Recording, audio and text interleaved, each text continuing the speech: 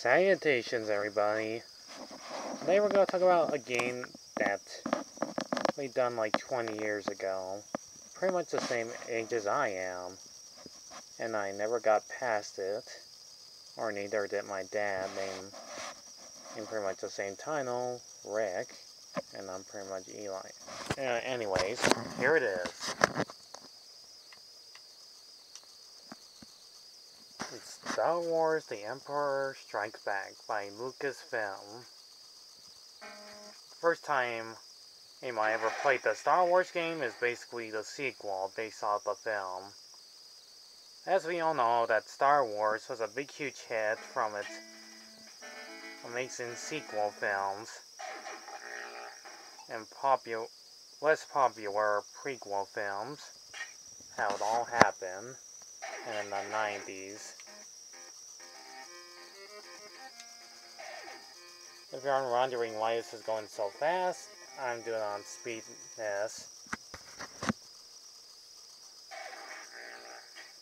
This game does have like lots of problems. First of all, the sound effect is obnoxiously loud. And you play Luke Skywalker, which is the only character you play. And most interesting cutout scenes are from the movie. Those of you who haven't watched the movie, first one is pretty much about Luke Skywalker being an outsider, an outcast, and living a boring life on a desert planet and wants to go out and adventure, where he meets Hans and Chewie, chasing and down the most secrets from Princess Leia. That's from her own droids, C-3PO and R2-D2, which our hero buys from them. And now stormtroopers want to get them, want to know all the secrets. It's about Obi-Wan Kenobi. Oh, and they end up in a big, huge adventure chase. And then we get all three successful movies, and less successful on the games, like this one. If your ship blows up, you can still take down those walkers.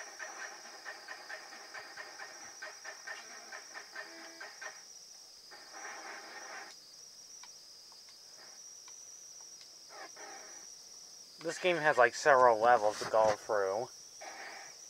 Not to mention awkward controls of playing Luke Skywalker is a bit clunky at times. And not to mention the music randomly plays. It's for like nearly a few seconds and then just drop dead silence. And I don't get it either. This game came out in 1991 and the music randomly stops every couple of seconds.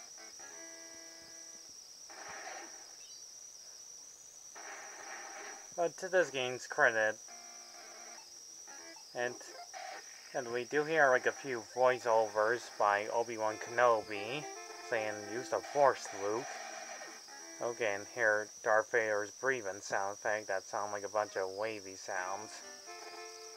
To be truthful, I never got past level 1.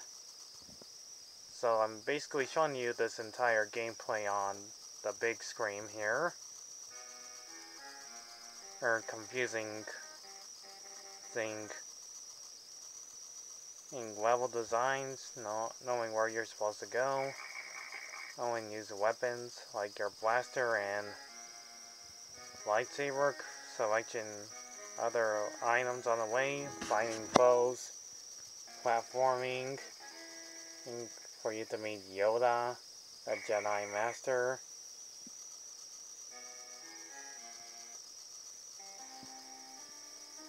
Also, those who are like a huge Star Wars fan, and I would not find this one as the worst game, but I can't believe I'm saying this.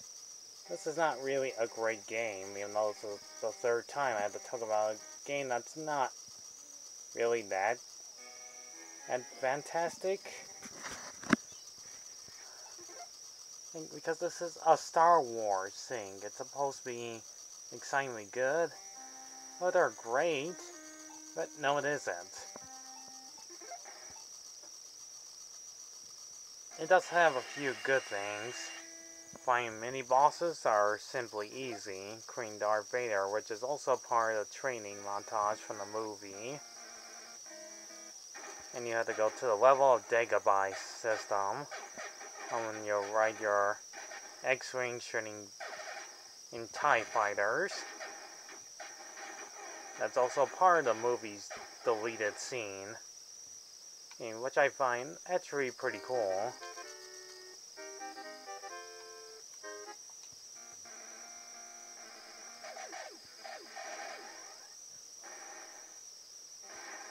When you're fighting in the Bounty Hunter Boba Fett and his amazing deadly flying ship.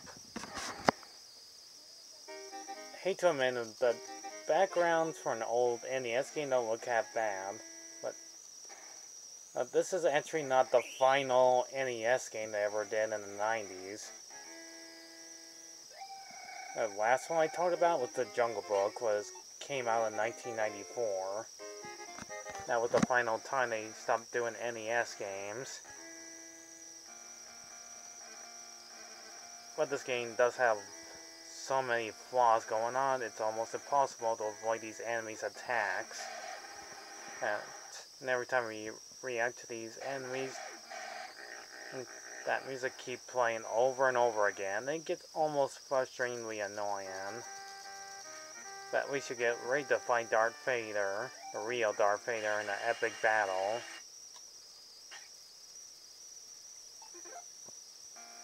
But it's not over yet. You have to fight him several times until you get to the very end.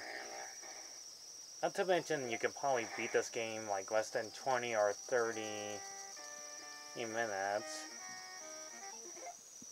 But it does become difficultly hard with all these dangerous traps, spikes, things that these video game creators really love spikes. Like since Mega Man 1987.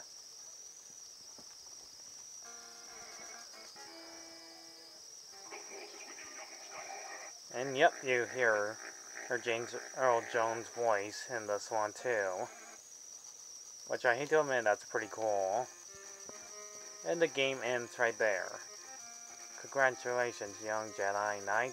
You have won another victory against the evil... I think Empire, but do not underestimate the dark side of the Force. The Emperor with his team will continue the search for hidden bases of the Rebel Alliance and to seek and destroy the last of the Jedi Knights. The rebels on their hand continue their goal to restore freedom to the galaxy. Time will come for Return of Jedi, which is the third one.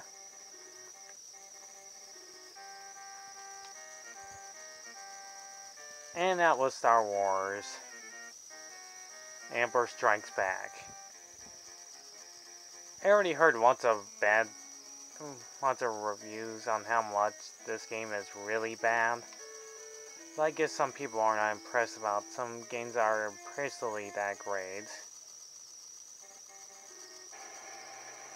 To its credit, the backgrounds look pretty nice. And playing Luke Skywalker, how he destroys those walkers, are pretty neat. And that we have to wait like another 10 years until we get like better Star Wars games. Including the ones on the Super Nintendo with better graphics and better sound effects. Next, this game is not actually half bad if you're like a huge Star Wars fan. And doing exactly that. And enjoying the gameplay. you know, and where you're supposed to go, what not make it all for difference. So I give Star Wars, The Empire Strikes Back, not being a terrible game, and I do like the music, by the way. I give it a little bit below average of a platforming game, a 6 out of 10. This has been in my very first review of Star Wars, from an old classic NES game by Lucasfilm. Okay, basically, I did do a Star Wars before, the Lego Star Wars Force Awakens. Please look it up on my channel, mates. I'll see you all in my next video game review. See ya!